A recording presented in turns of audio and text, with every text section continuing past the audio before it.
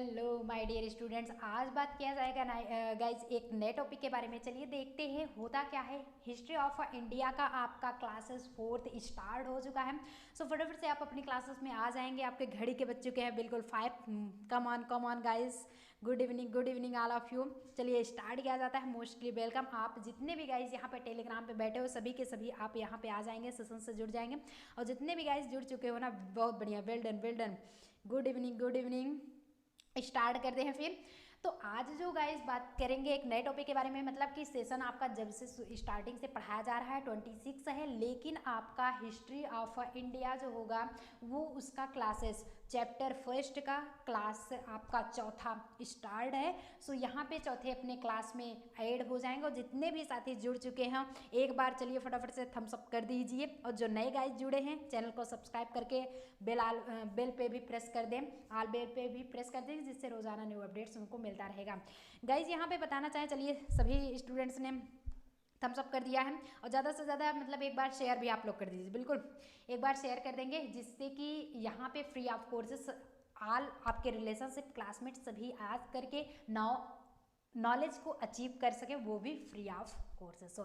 सो हम चाहते हैं कि हर वो एक स्टूडेंट्स यहाँ पे इस कंटेंट से जुड़े जो कि फी अपना अप्लाई नहीं कर सकता है, लेकिन यहाँ पे उनको फ्री ऑफ कोर्सेस आप सभी को यहाँ पे बढ़िया बेस्ट कंडीशंस में आपके कंटेंट प्रोवाइड कराए जा रहे हैं। सो गाइज आपका क्लासेस 4 क्या होगा, इसमें बने रहेंगे ना लास्ट तक। तो आपको जो है 40 क्वेश्चन सॉल्व कराया जाएगा, आपके step by step topic wise ही चल रहा है गाइस। और नीचे डिस्क्रिप्शन बॉक्स में टेलीग्राम लिंक दिया गया, वहां से आप जुड़ सकते हैं, अपने सारे इन्फॉर्मेशन वहां से फाइंड कर सकते हैं। बहरहाल टेलीग्राम पे एक विवेक मिश्रा रेड्डी चैनल करके एक ग्रुप बनाया गया है, जिसमें शाम टाइम पे 9 PM एंड 10 PM पे आपके क्विजेस होते हैं। ये तो बहरहाल टाइम अपना सेम वही है, लेकिन क्विज टाइम चेंज हुआ है, होगा वहाँ से आप दे सकते हैं। इसलिए डबल सेशन यार चल रहा है, बेनिफिट उठाना ना भूलिए। अब यहीं पे गाइस बात किया जाएगा 121 का। सो चलिए 121 होता क्या है कि क्वेश्चंस दिया गया, क्योंकि इसके बहरहाल आप 3 क्वेश्चंस पढ़ चुके हैं 3 सेशंस में। गौतम बुद्ध की जवीन संबंधी यानी कि जीवनी, ये होगा भैया जीवन संबंधी, एक सेकंड, ये हो जाएगा जीवन संबंधी कहानियों का वर्णन किस में मिलता है, मतलब कि उनकी स्टोरी है जो जातक कथा में, त्रिपिटक में, A and B it's means Jataka और त्रिपिटक दोनों है, या फिर ननाब्दीज में। चलिए देखते हैं गाइस कितने गाइस यहाँ पे सही आंसर करते हैं। फटाफट से आंसर आप लोग करते रहेंगे, जितने भी साथी जातक कथा बता रहे हैं वो सभी साथी करेक्ट हो जाएंगे। और हम चाहते हैं कि फटाफट से आप आंसर करते रहेंगे। किसी भी स्टूडेंट्स का गलत आंसर होता है या फिर सही, उससे नहीं मतलब है कि आप सीखने की ऑलरेडी कोशिश कीजिए बस, और सीख के यहाँ से जाइए। नेक्स्ट पे आपको आना किस टाइम पे है वो भी टाइम आपको पता है, 7 PM पे आना है, मैथ्स एंड रीजनिंग पढ़ना है। अभी तो बहरहाल 5 PM वाली क्लास आप ले रहे हो। 16 महाजनपदों के बारे में इंपॉर्टेंट क्वेश्चन तुरंत नोट करो, टेक ए स्क्रीनशॉट, माइंड में स्क्रीनशॉट रखेंगे ज़्यादा बेटर आपके लिए होगा। कि 16 महाजनपदों के बारे में किस बौद्ध ग्रंथ में जानकारी मिलती है, अंगुत्तराय निकाय में, महावस्तु में, जातक में, या फिर महावंश में। चलिए देखते हैं गाइज कितने गाइज यहाँ पे सही आंसर करते हैं। सो जितने भी साथी अंगुत्तराय निकाय बता रहे हैं वो सभी साथी करेक्ट हो जाएंगे। सो सेशंस में मजा आ रहा है, एक बार थम्स अप देते चलोगे, 9 आगे बढ़ने की कोशिश करोगे गाइज। अब यहीं पे नेक्स्ट क्वेश्चन होता है, जो कि नेक्स्ट क्वेश्चन निम्न में से कौन सा युग्म सुमेलित नहीं है। ऐसा कौन सा युग्म है जो सुमेलित नहीं है, ये है आपका टोटली महाजनपद, और ये है टोटली उसकी राजधानी। ये जनपद है वो जस्ट राजधानी। गंधार का तक्षशिला, अंग का चंपा, मगध का गिरिवर्ज, या फिर कौशल का मथुरा। ऐसा कौन सा युग्म जो कि सुमेलित नहीं है, जो कि उस जिले का, उस जनपद की राजधानी नहीं है। चूज करके तो आपको ही बताना है ना। चलिए देखते हैं कितने का इसी आंसर है। जी बिल्कुल कौशल का मथुरा नहीं होगा, इट्स गलत आंसर। और होमवर्क मिलता है कि कौशल की राजधानी क्या होगी, यानी कि मथुरा क्या महाजनपद क्या लगाया जाता है, योर होमवर्क। चलिए, इसीलिए कहते हैं बीच बीच में सेशंस को बिल्कुल भी स्किप नहीं करोगे, और स्किप करोगे तो आपको ही नहीं समझ में आएगा। लास्ट एंड तक बने रहेंगे। और जितने भी गाइस जुड़ चुके हो, एक बार फिर से कह रहे हैं थम्स अप कर दीजिए, और ज़्यादा से ज़्यादा सेशन को शेयर भी करने की कोशिश कीजिए जी। बिल्कुल वेल डन। जितने भी गाइस जुड़े हो यार, अपना साथ और प्यार यूँ ही अपनी इस फैमिली को अगर आप देंगे तो अपनी फैमिली जल्द ही मिलियनों को क्रॉस कर जाएगी। तो क्या होता है कि 124 हर्यक वंश के किस शासक को कुटिक कहा जाता है? ध्यान दीजिए, ऑल ग्रुप्स अवेलेबल है। ये मत सोचिए कि हिस्ट्री स्टार्ट है भैया आर्ट वाले पढ़े, साइंस वाले भग जाओ, ऐसा कुछ नहीं है। जीके जीएस में नहीं तो देख लीजिएगा कि चाहे साइंस लेवल के हो चाहे आर्ट में, जीके जीएस लेना नहीं पड़ता है, खुद आ जाता है। होना नहीं होता, आ जाता है। समझ रहे हो? चूज नहीं करने वाला ऑप्शन। 50 क्वेश्चन पूछा जाएगा, और हर एक करेक्ट आंसर के लिए 2 मार्क्स मिलते हैं। और आपकी माइनस मार्किंग क्या होती है? 1/3 की होती है। सब कुछ नीचे डिस्क्रिप्शन बॉक्स में पूरा टोटली बताया गया है, एक सिलेबस का लिंक दिया गया है, जाके अपना डाउट्स क्लियर कर लीजिएगा। बट अभी सेशंस को पढ़ के जाओ, तभी नॉलेज होगा। और सोचो अभी भग जाओ ना तो कुछ नहीं होने वाला है। समझ रहे हो? तो हर्यक वंश के शासक को कुड़िक कहा जाता है, बिंबिसार को, अजातशत्रु, उदयन या फिर प्रद्युम्न को। चलिए गाइस देखते हैं कितने गाइस यहाँ पे सही आंसर करते हैं। सो जितने भी साथी अजातशत्रु बताए वो सभी साथी करेक्ट हो जाएंगे। गाइज यहीं पे नेक्स्ट बात किया जाएगा। आपका नेक्स्ट क्वेश्चन होता है पाटलिपुत्र नगर की स्थापना आखिर किसने किया था? बिंबिसार ने, अजातशत्रु ने, उदयन या फिर महापद्मनंद ने? चलिए गाइज, महापद्मनंद 124 जी बिल्कुल आंसर करते रहेंगे आप लोग। 124 जितने भी साथी 125 स्टार्ट है ना, 125 जी बिल्कुल। तो जितने, एक सेकेंड, ये थोड़ा सा मतलब कि आप लोग तुक्का लगाने की कोशिश नहीं करोगे। चलिए देखते हैं 125 उदयन होगा इसका करेक्ट, क्योंकि 124 का आपका बी वाला किए थे ना, हम समझे 24 ही है, लेकिन 25 जो है Udayan is the correct answer. अब यहीं पे नेक्स्ट होता है, नेक्स्ट क्वेश्चन गाइस क्या होगा कि निम्न में से किस शासक ने वैवाहिक संबंधों के आधार पे, जो आपका वैवाहिक रिलेशनशिप बनता था, अपने साम्राज्य को स्थिरता प्रदान की है? नहीं तो ये अस्थिर हुआ करते थे। बिंबिसार, अजातशत्रु, उदयन या फिर कालाशोक? चलिए गाइस 126 देखते हैं कितने गाइस यहाँ पे सही आंसर करते हो जी। बिल्कुल बिंबिसार जो होंगे यही इनके करेक्ट आंसर माने जाएंगे, और जितने भी साथी बिंबिसार बता रहे हैं वो सभी करेक्ट साथी माने जाएंगे। अब यहीं पे नेक्स्ट होता है 127 क्वेश्चंस गाइज। अवंती को मगध साम्राज्य में मिलाने का श्रेय किस शासक को है? 2 क्वेश्चन आप यहाँ पे डबल समझ रहे हैं। एक तो अवंती को कहाँ पे मिलाने का? मगध साम्राज्य में। और किसने मिलाया था, उन्हें श्रेय किसे प्राप्त है? उदयन को, कालाशोक को, शिशुनाग को या फिर महापद्मनंद को? चलिए गाइज फटाफट से आंसर स्टार्ट, आप लोग आंसर करते रहेंगे। Shishunaga is the correct answer.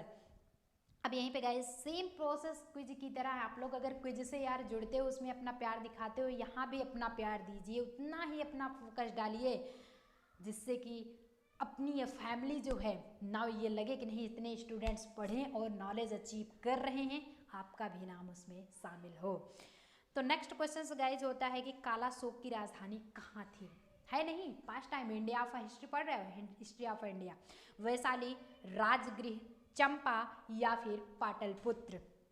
चलिए गाइस देखते हैं कितने गाइस सही आंसर कर। Vaishali, Vaishali is the correct answer. अब गाइस यहीं पे नेक्स्ट क्वेश्चन होता है, जो कि नेक्स्ट क्वेश्चन है निम्न में से किस शासक को सर्व छत्रांकर अर्थात क्षत्रियों का यानी कि सर्व छत्रांक, इसका मतलब क्या होता है? क्षत्रियों का नाश करने वाला कहा गया। वो भी किस शासक को? किस क्षत्रिय का ही नाश कर डाले? घननंद को, महापद्मनंद को या फिर अजातशत्रु अदर आपका सिकंदर है? चलिए गाइस देखते हैं कितने गाइस यहाँ पे सही आंसर करते हैं। जितने भी गाइस महापद्मनंद बता रहे हैं वो सभी साथी सही हो जाएंगे बिल्कुल। और जिन भी स्टूडेंट्स का आंसर सही नहीं हो रहा है, डोंट माइंड, आप लोग प्रैक्टिस कीजिए, सीख के जरूर जाओगे। अब तो पता लग गया ना कि इसका आंसर कैसे ही है, अब तो नहीं गलती होगी, इसलिए पढ़िए, ज़्यादा से ज़्यादा पढ़ने की कोशिश कीजिए और सेशंस को प्रीवियस वाला पूरा रिवीजन करते चलिए। अभी हम जब 2-3 क्या 4-5-6 दिन की छुट्टी किए थे, हॉलीडे आपकी हुई थी, तो क्विज पे बताए भी थे कि आप जो पूरा लिंक दिया गया था होमवर्क में दिए थे कि जितना भी मॉडल पेपर है आप कवर करेंगे। मॉडल पेपर यार हम सब कुछ जीके जीएस करंट अफेयर जितना टोटली है, साथ ही साथ हिंदी का भी सिलेबस पूरा करा दिए है मॉडल पेपर्स का 2018, 19, 20, 21 और 22 वाला तो प्रेजेंट टाइम में यार पढ़ ही रहे हो। बस बच्चा है मैथ्स एंड रीजनिंग, वो भी धीरे धीरे चल रहा है, बाकी 4-5 दिन में वो भी कवर करा देंगे।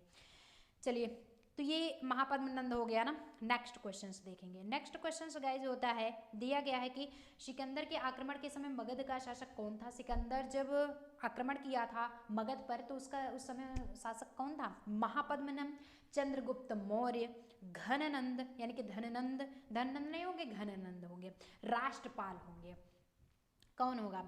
चलिए देखते हैं गाइज कितने गाइज यहाँ पे सही आंसर कर रहे हो जी। बिल्कुल घननंद, घननंद ये सही हो जाएंगे। अब यहीं पे नेक्स्ट क्वेश्चन गाइज होता है जो कि आपको बताया गया है कि सिकंदर कहाँ का शासक था। सिकंदर जो था कहाँ का शासक था, बेबीलोन का, मकदूनिया का, ईरान या फिर चीन का। चलिए गाइज फटाफट से आंसर आप लोग करते रहिए। सो मकदूनिया का, सिकंदर कहाँ का शासक था, मकदूनिया का। ऑप्शन मकदूनिया ही बता रहे हो ना, कोई दिक्कत तो नहीं है।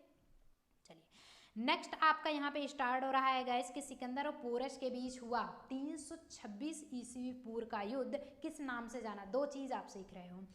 326 ईसा पूर्व में किसके किसके बीच युद्ध हुआ था, सिकंदर और पोरस के बीच युद्ध हुआ था। और वो जब युद्ध हुआ, जो फाइटिंग हुई, वो किसके किसके नाम से जाना गया। वर्ल्ड वार कहा जाता है ना, विश्व युद्ध वगैरह वगैरह, लेकिन ये युद्ध था पानीपत का युद्ध, बिस्तता तथा झेलम का युद्ध, या फिर दासराग का युद्ध, अरवेला का युद्ध। कौन सा युद्ध माना जाता है।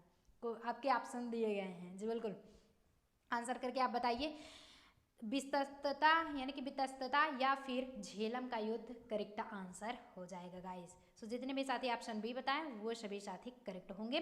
वेल डन गाइस, एंड तक बने रहिएगा, बिल्कुल भी समझ में आए। और जितने भी गाइस यार आप लोग अब सेशन से अगर जुड़े ही नहीं हो तो सीखोगे क्या। और जो स्किप करेगा वो भी नहीं, वो भी निल्ला सन्नाटा, वो भी कुछ नहीं सीखेगा। सीखेंगे सिर्फ वही गाइस जो टाइम देंगे अपना, और टाइम जितने भी गाइस दे रहे हो वेल डन, आप लोग जरूर क्रैक कर जाओगे, अच्छी बात है। अब यहाँ पे नेक्स्ट होता है चंद्रगुप्त मौर्य का सैंड्रोकोट्स के रूप में किसने पहचान की। सैंड्रोकोट्स के रूप में उन्हें पहचाना गया, लेकिन किसने पहचान की। John Marshall, William Jones, James Prinsep या फिर वी स्मिथ ने। चलिएगा इस फटाफट से आंसर आप लोग करते रहिएगा। सो जितने भी साथी विलियम जोन्स बता रहे हैं, बिल्कुल विलियम जोन्स वाले करेक्ट आंसर हो जाएंगे। अब गाइज यहीं पे नेक्स्ट क्वेश्चन होता है 134 का, चंद्रगुप्त मौर्य का प्रधानमंत्री कौन था।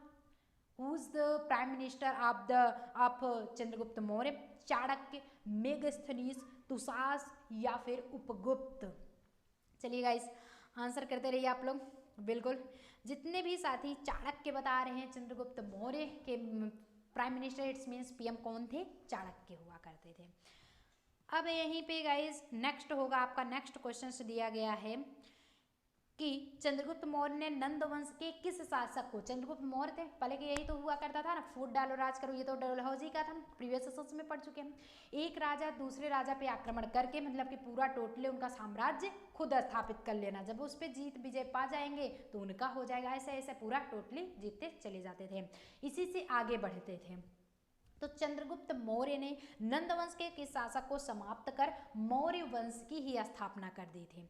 भैया वही चीज बताया ना, नंद वंश पे जब आक्रमण किए और उसे जीत लिए तो उनका हुआ ना मौर्य, और चंद्रगुप्त मौर्य हैं तो मौर्य वंश बना डाले उसे पूरा। तो महापद्मनंद, नंदिवर्धन, राष्ट्रपाल या फिर धनानंद को।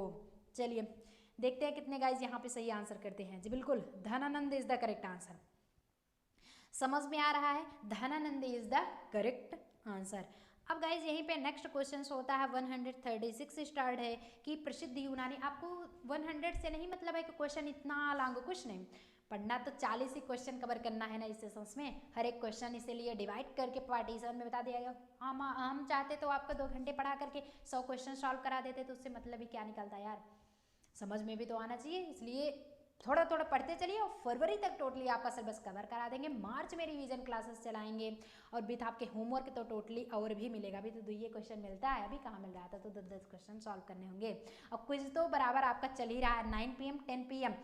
टेलीग्राम ग्रुप लिंक दिया गया डिस्क्रिप्शन बॉक्स में, तुरंत ये पढ़ लीजिए सेशन, जाके ग्रुप ज्वाइन कर लीजिए अभी के भी।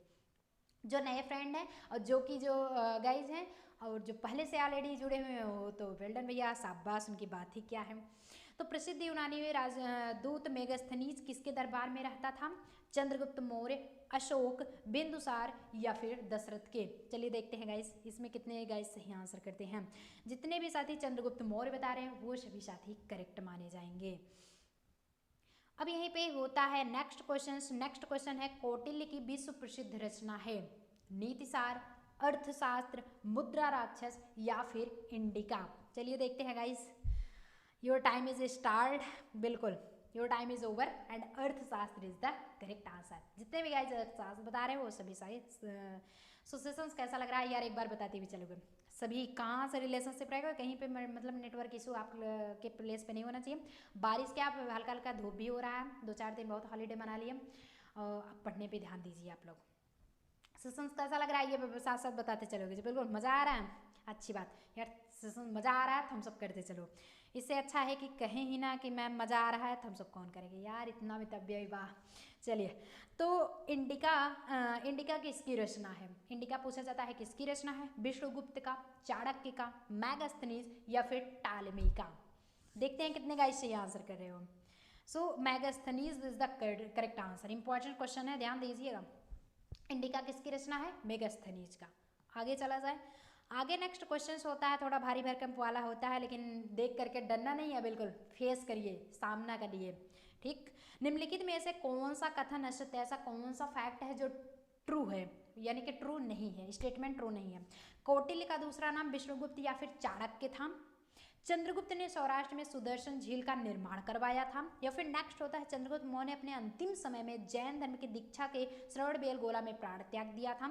या फिर उपरोक्त में से कोई नहीं। भैया साफ निकल गए नन ऑफ दीज। देखते हैं कितने गाइस यहाँ पे सही का आंसर करते हो। बिल्कुल आंसर करते रहिए आप लोग। इनमें से कोई नहीं, बिल्कुल इनमें से कोई नहीं सही है, एक भी पोजीशन आपका सही नहीं है। अब यहीं पे नेक्स्ट होता है 140 क्या होगा कि यूनानियों ने किसे अमृतचेट्स कहा है? अमृतचेट्स कहा है। चंद्रगुप्त मौर्य को या फिर अशोक, बिंदुसार या फिर कुणाल को। चलिए गाइस देखते हैं कितने गाइस सही आंसर करते हैं। बिल्कुल फटाफट से आंसर आप लोग करते रहेंगे। सो जितने भी साथी बिंदुसार बता रहे हैं वो सभी साथी सही हो जाएंगे। अब यहीं पे नेक्स्ट बात होता है 141 का कि मौर्य शासक अशोक ने कलिंग पर कब आक्रमण किया था? 269 ईस्वी पूर्व, 261 ईस्वी पूर्व या फिर 259 यानी 259 ईसा पूर्व या फिर 251 ईसा पूर्व में। चलिए गाइस आंसर करते रहिए आप लोग। देखते हैं कितने गाइस सही आंसर करते हो। 261 ईसा पूर्व में मौर्य शासक अशोक ने कलिंग पर आक्रमण किया था।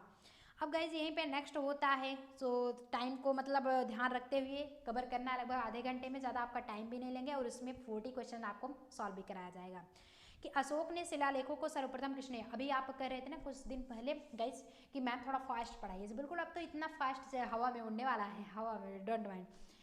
तो उसी के साथ हम सिर्फ यही चाहते हैं कि मतलब कई बार ये हुआ था कि सारे स्टूडेंट्स कवर करते चलें और देख लिए हैं अब सभी स्टूडेंट्स लगभग कवर कर रहे हैं। सो हम चाहते हैं कि आप लोग आंसर देते चलेंगे। अशोक ने शिलालेखों सर्वप्रथम किसने पढ़ा? तो पैट्रेरी फैंथर, विलियम जोन्स, चार्ल्स विंसन या फिर जेम्स प्रिंसेप। चलिए गाइस 142 जितने भी साथी जेम्स प्रिंसेप बता रहे हैं वो सभी साथी करेक्ट हो जाएंगे।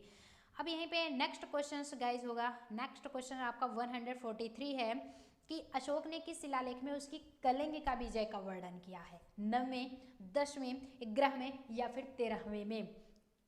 चलिए देखते हैं गाइज, इसका आंसर करिए। सो 13वें में, बिल्कुल करेक्ट आंसर लग गया। तो 13वें is the correct answer. Ashoka ने किस शिलालेख में उसके कलिंग विजय का वर्णन है? तो 13वें सेशंस में, यानी कि 13वें शिलालेख में। सॉरी भैया 144 क्वेश्चन से मतलब नहीं है कौन सा क्वेश्चन चल रहा है, वो क्वेश्चन पे अटेंड कीजिए। कौन सा क्वेश्चन दिया गया है, इसका जस्ट ऑप्शंस क्या दिया गया है ये देखिए। निम्न में से किस लघु शिलालेख ने अशोक का बुद्ध, शाक्य एवं अशोक नाम मिलता है? किस शिलालेख में? पहले तो शिलालेख हुआ करता था ना, मतलब लगा हुआ रहता तो उसी पे नाम लिख दिया जाता था, दर्जित कर दिया जाता था। अहरौरा, मास्की, एरुगुडी या फिर सहसराम। चलिए देखते हैं कितने गाइज यहाँ पे सही आंसर कर रहे हो। सो जितने भी साथी मास की बता रहे हैं वो सभी साथी करेक्ट हो जाएंगे। अब यहीं पे नेक्स्ट क्वेश्चन आपका होता है, नेक्स्ट क्वेश्चन गाइस दिया गया है कि अशोक का कौन सा अभिलेख दो भाषाओं। अब यहीं पे दो चीज देखेंगे कि अशोक का कौन सा है अभिलेख है, एक ग्रीक है एक अरामेइक है। तो इनमें प्राप्त क्या हुआ था, सरेकुना, शाहबाजगढ़ी या फिर कालिसी या फिर रुमेनदेई। सब तो एक ही नाम तो है, इसका मतलब तो कुछ नहीं है, नाम है, ये ध्यान दीजिए, और बड़ा यूनिक नेम भी, ये भी ध्यान दीजिए। चलिए सो जितने भी साथी सरेकुना बता रहे हैं वो सभी साथी करेक्ट हो जाएंगे। नेक्स्ट क्वेश्चन गाइस होता है 146 पे, इस पे अटेंड करेंगे कि सांची के स्तूप का निर्माण किसने कराया था। सांची के स्तूप का निर्माण आखिर किसने कराया था, चंद्रगुप्त मौर्य, बिंदुसार, अशोक या फिर कनिष्क ने। चलिए गाइस आंसर करते रहिए। सो जितने भी साथी अशोक बता रहे हैं वो सभी साथी सही हो जाएंगे। इंपॉर्टेंट क्वेश्चन, टेक स्क्रीनशॉट रख लेंगे। और क्या ध्यान देते हैं आप मोबाइल में, अगर स्क्रीनशॉट रखते हो कभी रिवाइज करते हो यार, माइंड में स्क्रीनशॉट रखने की कोशिश कीजिए। मोबाइल में आप रखे हैं, कोई भी क्वेश्चन आपको हार्ड लगता है उसका भी रखिए, लेकिन ना पढ़िए और सेशंस को दोबारा भी पीछे से कब से आप रिवीजन क्लासेस करते रहिए। जो ना समझ में आए रिवाइज करते रहो, पूछते भी रहो। ऐसा नहीं है कि आज पढ़ लिए आज का तो टोटल पढ़ते ही नहीं, रिवाइज कौन करे ना, तो कुछ नहीं होने वाला, बेड़ा पार नहीं होने वाला है, समझ रहे हो। मेगास्थनीज ने भारतीय समाज का वर्गीकरण कितने भागों में किया था, 4, 5, 6 या फिर 7 में। चलिए देखते हैं कितने गाइस ये आंसर करते हो, 7 में, ये करेक्ट है। जितने भी साथी 7 बता रहे हो वो सभी साथी करेक्ट हो जाएंगे। नेक्स्ट गाइस आपका होता है कि किस मौर्य शासक ने धम्म का प्रतिपादन किया। धम्म का प्रतिपादन किया था चंद्रगुप्त मौर्य ने, अशोक ने, दशरथ या फिर कुणाल ने। चलिए गाइस इसका आंसर आप लोग करिए, देखते हैं कितने गाइस ये आंसर करते हो। बिल्कुल जितने भी साथी अशोक बता रहे हैं वो सभी साथी, हमारे प्रिय सभी साथी सही हो जाएंगे। और जितने भी गाइस यहाँ तक लास्ट एंड तक मतलब कि जुड़े हो, लास्ट एंड तक आप लोग ऑलरेडी जुड़े भी रहिए, जिससे कि सेशंस में आप जो है जितनी भी नॉलेज हो अचीव करते रहिए, वो भी फ्री ऑफ कोर्सेस, बिल्कुल फ्री। नेक्स्ट क्वेश्चन गाइस होता है कि निम्नलिखित में से कौन सा कथन असत्य है। कौन सा कथन असत्य है, ये टोटली दिया गया। अशोक ने धर्म के प्रचार के लिए महेंद्र एवं संघमित्रा के श्रीलंका भेजा था, या फिर चंद्रगुप्त मौर्य की राजधानी पाटलिपुत्र थी है। पास्ट टाइम है, हिस्ट्री चल रहा है, ध्यान दीजिए। लेकिन ऑल ग्रुप्स अवेलेबल, साइंस वाले बिल्कुल भागने की कोशिश किए तो नजारा गया, फिर पढ़ने वाला नहीं है। नेक्स्ट होता है अशोक के धर्म की परिभाषा राहुलोवाद सुत्त नामक बौद्ध ग्रंथ से ली गई है या फिर ननाब्दीज, उपरोक्त में से कोई नहीं। बिल्कुल आंसर करते रहिए, इनमें से कुछ भी सही नहीं है। ऑलरेडी एक भी पॉइंट ऐसा नहीं है कि जो कि सही दिया गया हो। अब यहीं पे नेक्स्ट होता है जो कि 150 क्वेश्चन, मौर्य काल में विशिष्ट किसे कहा जाता है, मतलब कि सब कुछ मानने वाले विशिष्ट। धार्मिक कर को, कर क्या होता है, टैक्स, लगान वसूली, समझ रहे हो। तो सिंचाई कर को, निःशुल्क श्रम को या फिर भू राजस्व को, मतलब जमीन जायदाद से संबंधित। चलिए गाइस आंसर करते रहिए। निःशुल्क श्रम को, मौर्य काल में विशिष्ट किसे कहा जाता था, निःशुल्क श्रम को, यानी कि बिना शुल्क के वो परिश्रम किया करते थे, वैसे कर है, समझ रहे हो। अब यहीं पे सिर्फ आपका बचा कितना है, सिर्फ 10 क्वेश्चन बचे हैं। 30 क्वेश्चन आप कवर कर चुके हैं। तो गाइज आप बने रहेंगे, नौ बढ़िया से अच्छे ढंग से आप अचीव करते रहेंगे नॉलेज को। निम्नलिखित में से किस शासक ने अश्वमेध यज्ञ कराया था। ऐसा कौन सा जो शासक थे जो कि अश्वमेध यज्ञ कराए थे, और माना जाता है अश्वमेध यज्ञ जो होता है बहुत ही ज़्यादा लाभकारी होता है। अशोक, दशरथ, पुष्यमित्र शुंग या फिर कुणाल ने। चलिए गाइस आंसर करते रहिए। जितने भी साथी पुष्यमित्र शुंग बता रहे हैं वो सभी साथी सही हो जाएंगे। अब यहीं पे नेक्स्ट होता है 152 कि प्रसिद्ध व्याकरणाचार्य पतंजलि किसके समकालीन थे, मतलब कि किसके समकालीन उनके समय में थे। अशोक के, पुष्यमित्र शुंग के, वसुदेव या फिर कनिष्क के। चलिए गाइस 152 आंसर करते रहेंगे। Pushyamitra Shunga is the correct answer. भैया व्याकरणाचार्य जो पतंजलि थे वो पुष्यमित्र के समकालीन थे, मतलब कि उन्हीं के समय में थे वो भी। शुंग वंश का संस्थापक कौन था, अब ये बोलो। शुंग वंश जो था उसका संस्थापक कौन था। मौर्य वंश का संस्थापक, नंद वंश का संस्थापक, मगध वंश का मतलब कि सभी वंश का संस्थापक आप लोग रटा मान लीजिए, ध्यान दे दीजिए। न याद होता हो तो, याद होता है तो बड़ी अच्छी बात है। पुष्यमित्र शुंग, पुष्यभीति, अग्निमित्र या फिर वसुमित्र। चलिए गाइस आंसर करते रहिए आप लोग। Pushyamitra is the correct answer. Shunga वंश के संस्थापक कौन थे? पुष्यमित्र। इनमें से, इन सभी में से। गाइस नेक्स्ट होता है भूमिदान का सर्वप्रथम उल्लेख किस राजवंश के समय का प्राप्त होता है? शुंग, कण्व, सातवाहन या फिर गुप्त में। चलिए गाइस इसका आंसर कीजिए। बिल्कुल जितने भी साथी सातवाहन बता रहे हैं वो सभी साथी करेक्ट हो जाएंगे। मजा आ रहा है सत्संग में। हम चाहते हैं कि आप सभी अपनी इस फैमिली से जुड़िए, ना अपना साथ और प्यार अगर देंगे तो अपनी भी फैमिली ने आगे बढ़ेगी। और ये भी आपको फ्री ऑफ कोर्सेस अगर यहाँ पे नॉलेज दे रहे हैं, प्रोवाइड कराया जा रहा है, तो आप भी अचीव करने की ज़्यादा से ज़्यादा कोशिश कीजिए। हर वो एक बेनिफिट उठा लीजिए जो कि यहाँ से प्रोवाइड कराया जा रहा है गाइज। अब यहीं पे नेक्स्ट होता है 155। ये होता है कि शीशे के सिक्के मतलब कि जो सिक्का होता था किस राजवंश के शासकों ने चलाए थे? किस वंश के राजवंश को? वो भी शीशे के सिक्के थे, चांदी के नहीं, न सोने के, किसी और के नहीं, शीशे के। शुंग, सातवाहन, कुषाण या फिर गुप्त। चलिए guys 155 Satavahana is the correct answer. जितने भी गाइस 155 में सातवाहन बता रहे हैं वो सभी साथी सही हो जाएंगे।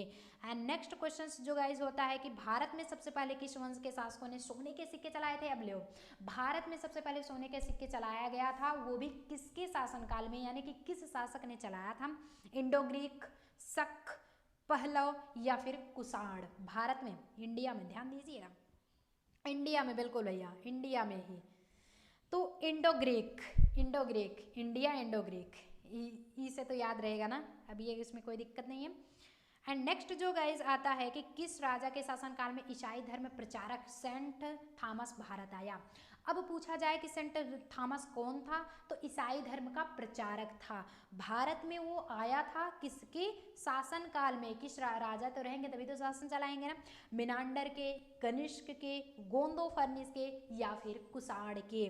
चलिए गाइज 157 फटाफट से आंसर करते रहेंगे। गोंदोफर्निस के समय में वो भारत आया था। कहाँ पे आया था जी? बिल्कुल भारत ही आया था, और कहीं नहीं आया था, भारत में आया था। समझ रहे हो?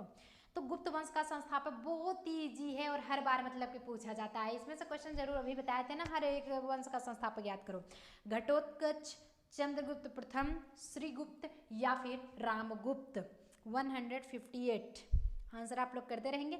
श्रीगुप्त जितने भी साथी कह रहे हो श्रीगुप्त, बिल्कुल वो सभी साथी सही हो जाएंगे। और जिन भी स्टूडेंट्स का यार सही नहीं हो रहा है, don't effort, don't wake up, don't mind, यही हम बार बार कहते हैं कि बिल्कुल भी डीमोटिवेट आप ना होइए, हमेशा मोटिवेटफुल रहिए। मोटिवेटफुल